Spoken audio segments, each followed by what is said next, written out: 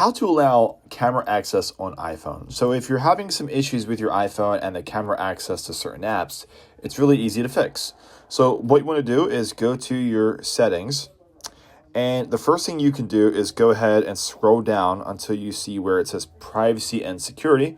Go ahead and tap that and go find your camera app here. And once you're here, this will give you a certain amount of apps that have access to your camera. And as you see, I have certain things turned off. But what you can do is, I'll use Snapchat for the example, is to actually turn this on. So that way, this is a one-stop shop to make sure that your apps have access. But that sometimes will also not work. So once you have this turned on, what you can do is come back out of your settings, go to the regular settings page, and go to your apps at the very bottom. And we're just going to go find Snapchat.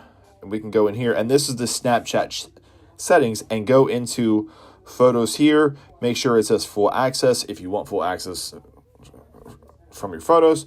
But also with the camera, make sure that your camera is toggled on. So green means it's toggled on and gray means that it's toggled off. So that is one more thing you can do to make sure that your camera has access to those things.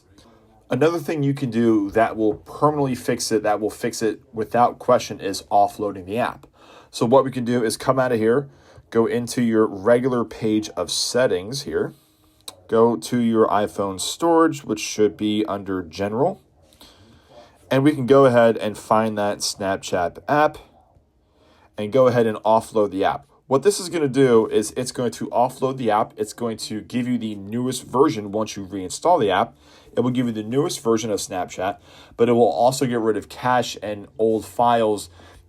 And from this point, you'll be able to allow camera access onto the app itself.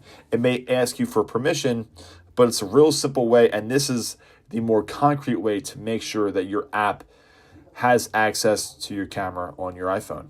And that's it.